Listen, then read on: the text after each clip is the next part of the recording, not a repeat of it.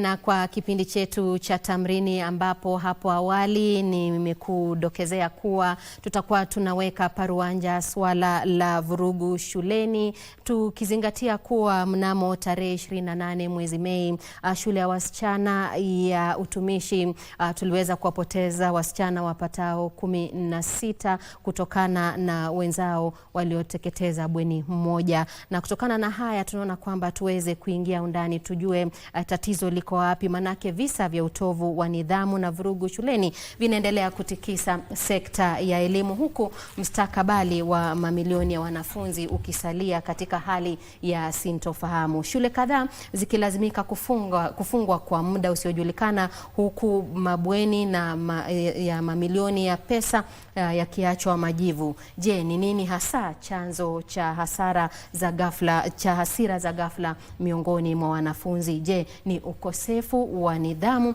ama ni shinikizo la masomo ama shinikizo la wanarika? Na katika kipindi chetu leo tunaye mchungaji na pia mshauri wa masuala ya kiroho Albert Wanjoi, na pia baada ya dakika chache tutakuwa tunaungana naye Dan Kegode ambaye ni mchanganuzi wa masuala ya elimu. Karibu sana mchungaji Albert. Asante sana. Naam, tumekuwa tukishuhudia yale ambayo yamekuwa yakiendelea katika taifa hili, na tukienda moja kwa moja tumeona kwamba wanafunzi wamekuwa wakisababisha vurugu shuleni, na pia hizi vurugu zimesababisha maafa, na sio leo peke yake, manake katika miaka ya hapo baadaye kulikuweko na visa vya wanafunzi kuteketeza mabweni. Je, unaweza kutuelezea tatizo liko wapi kwa mtazamo wako, ukitumia darubini ya dini? Tatizo liko wapi? Ni nini kinawachochea wanafunzi kufanya hivi? Na pia tuzingatie kuwa tukiangalia mitandaoni kuna baadhi ya watu wanaosema kwamba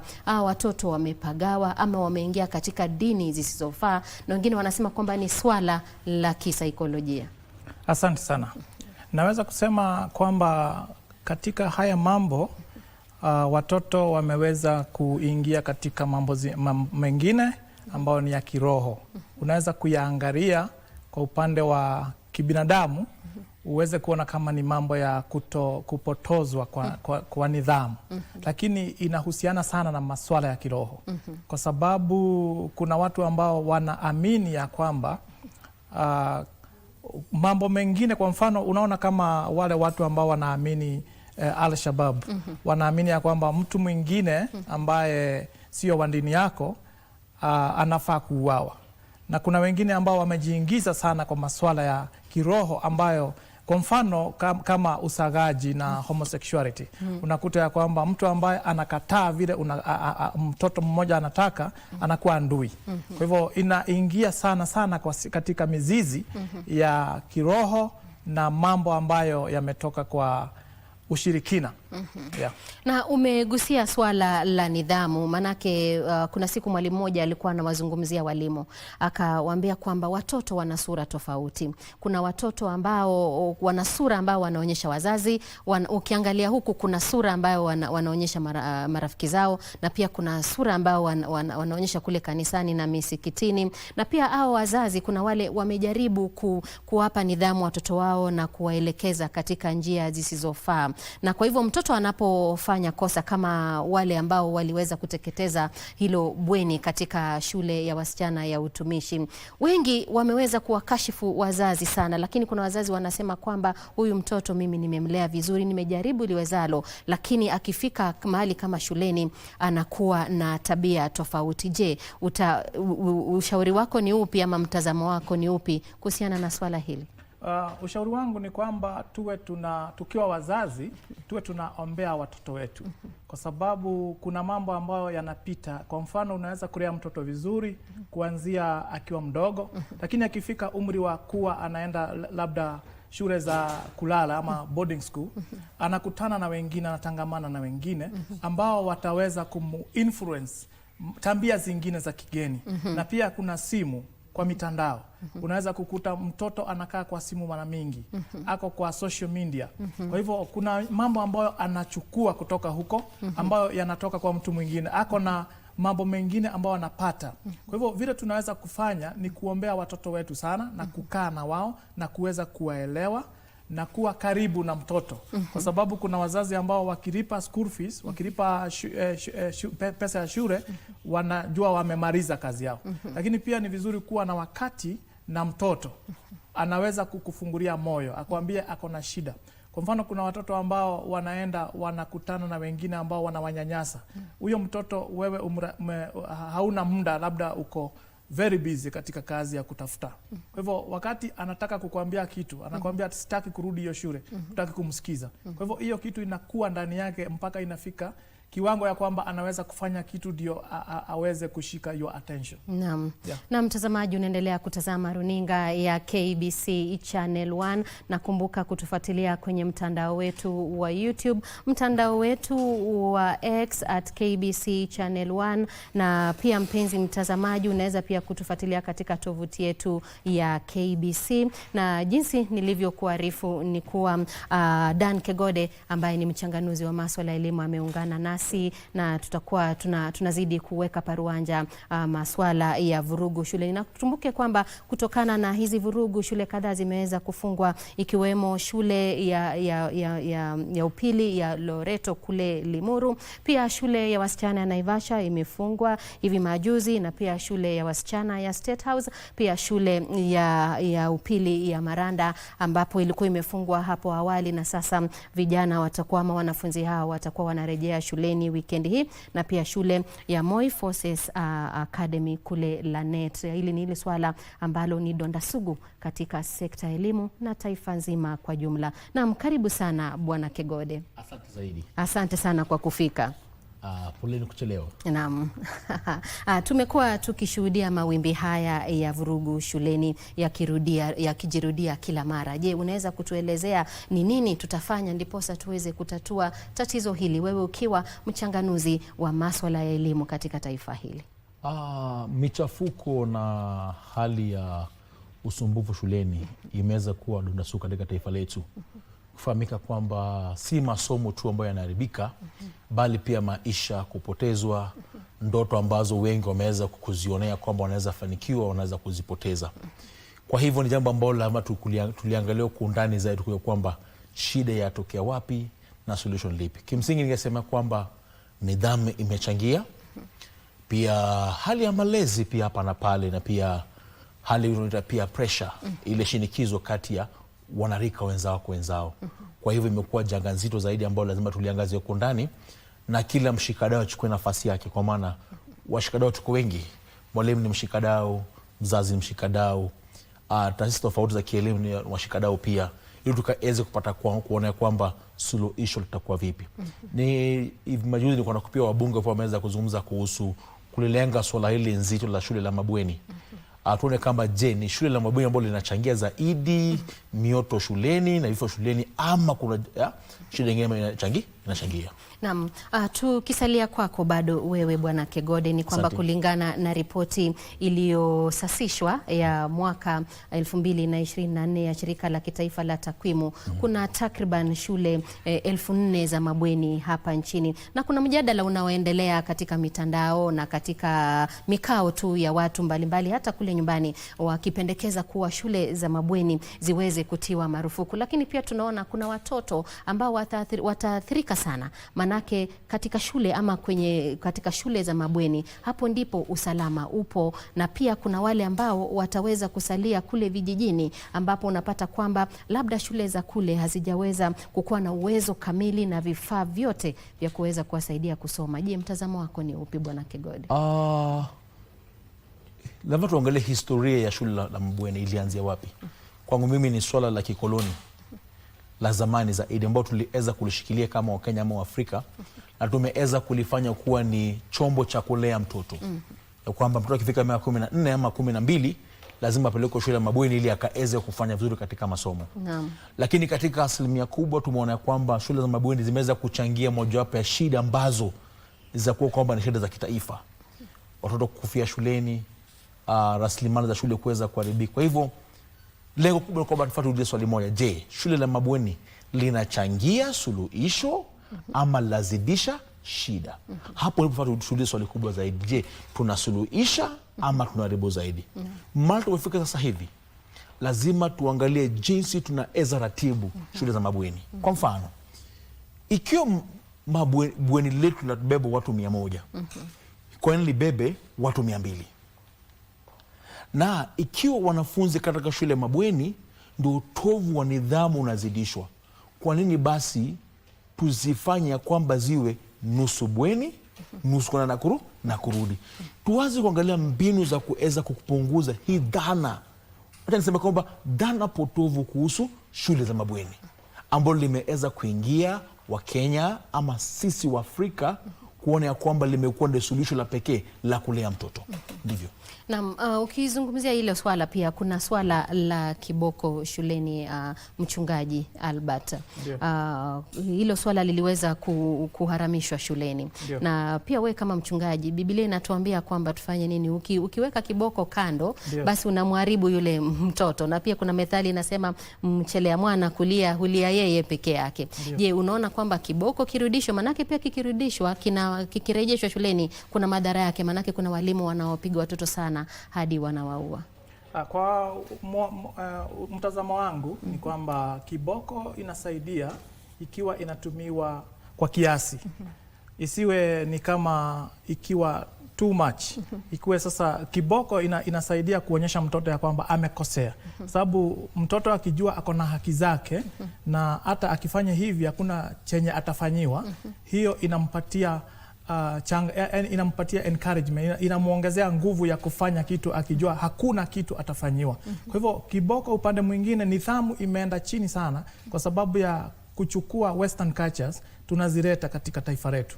Kwa sababu ukiangalia tunapoteza sisi wote. Yule mzazi ambaye amechomewa mtoto anapoteza. Yule mzazi ambaye mtoto wake ameshikwa, amewekwa ndani ama anapelekwa mahakamani pia amepoteza. Sababu hakuna mzazi angetaka mtoto wake aende akafanye tabia potofu. Ndio.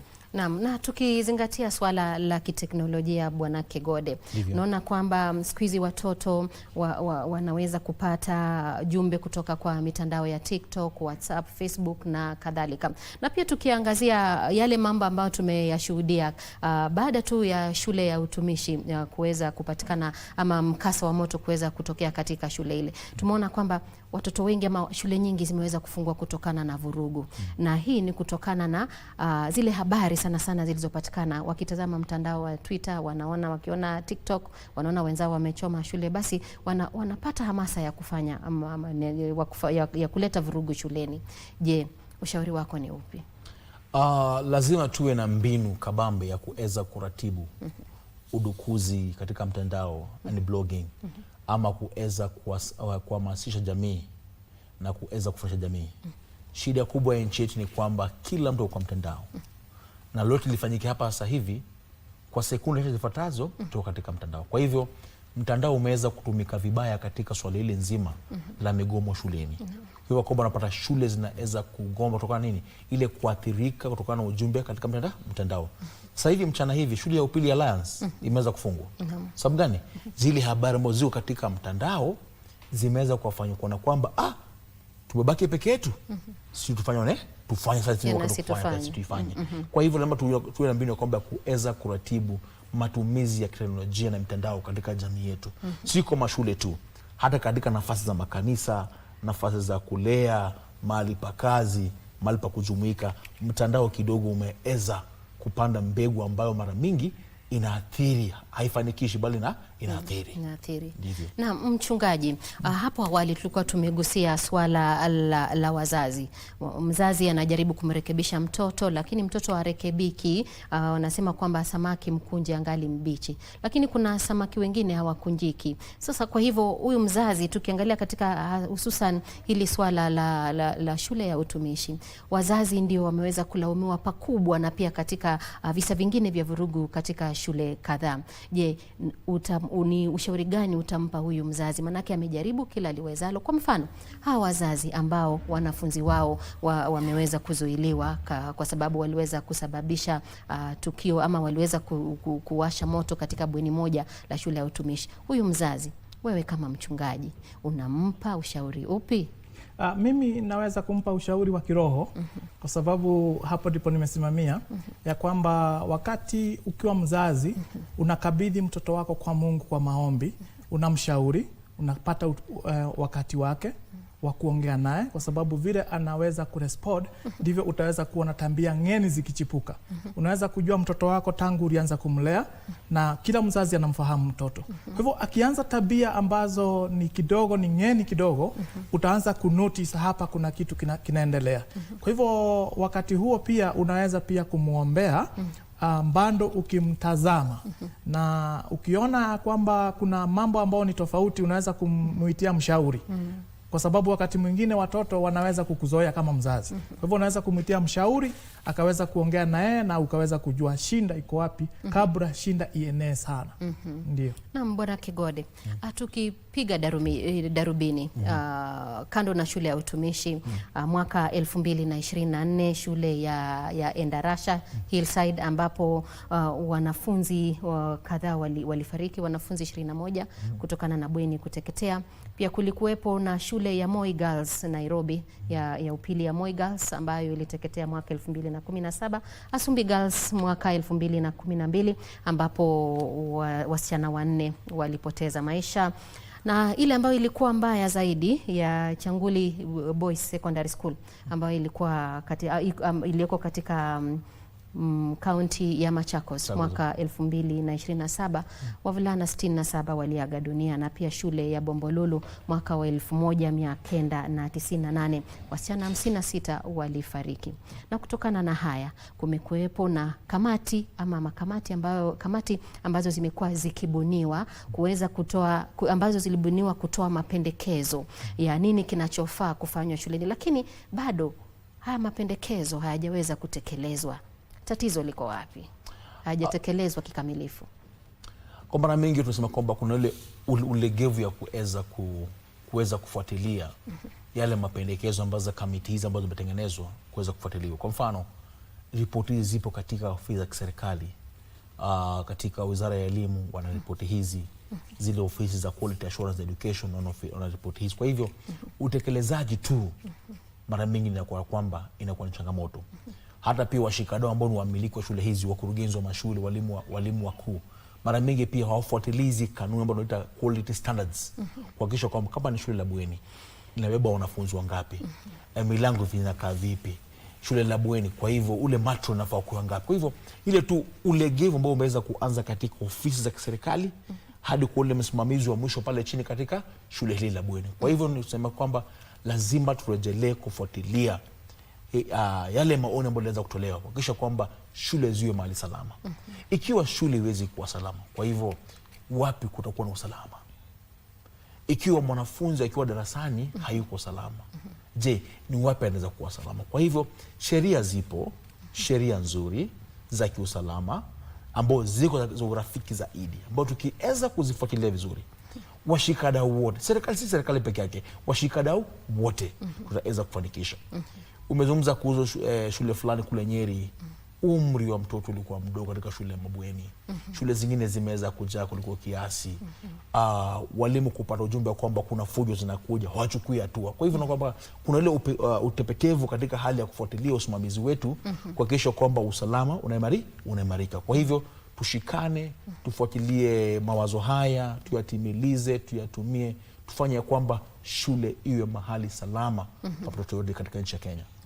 Ndivyo. Naam, mchungaji, baadhi ya wadau wanapendekeza kuwa wanafunzi wanaozua fujo shuleni na hususan kuwateketeza wenzao, kuna wadau ambao wanapendekeza kuwa wanafunzi hao wafunguliwe mashtaka ya jinai na kufungwa na wapewe adabu kali, ila hali kuna wengine wanataka wanafunzi kupewa ushauri na saha. Na mtazamo wako kama kiongozi wa kidini na mshauri wa masuala ya kiroho, je, urari wako uko wapi kati ya sheria, haki na rehema na toba? Ni kuangalia hapa kwa hatua ambayo inafaa kuchukuliwa, ni kwamba hata ukichukua huyu mtoto umfunge, ni sawa, amefanya makosa na hatuwezi sema aende hivyo kukuwe na impunity, lakini pia ni vizuri kujua ya kwamba kuna psychological ya huyu mtoto ambaye ni mtoto mdogo sana. Sasa kuna kitu ambao unafaa kuconnect the dots hapa, kwa sababu kuna wengine pia wanaweza kufuatilia vyenye hao wengine wamefanya.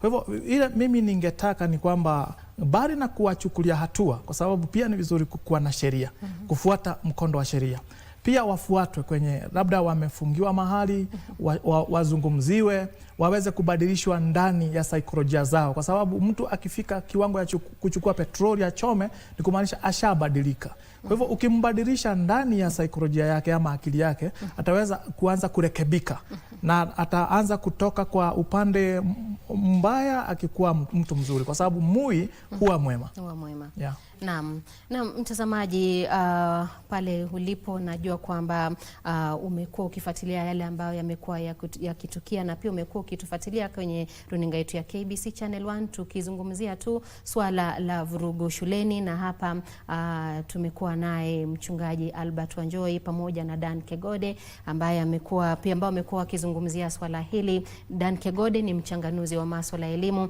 ilhali Albert Wanjohi ni mchungaji na pia ni mshauri wa masuala ya kiroho. Tumekuwa tukiangazia tu tatizo liko wapi na ni nini kinachofaa kufanywa na ushauri wao kwa umma pamoja na kwa walezi na wazazi. Na tumefika mwisho wa kipindi chetu cha Tamrini. Tunajua kwamba Mola akiridhia tutaweza kupata muda mwingine ama nafasi nyingine ya kuweza kuangazia masuala haya, ndiposa mijadala kama hii iweze kukua endelevu na sio tu kwa sasa. Na mtakomea hapo kwa sasa. Mie wako Sheila Kayaro Yogo na kutakia mchana mwema.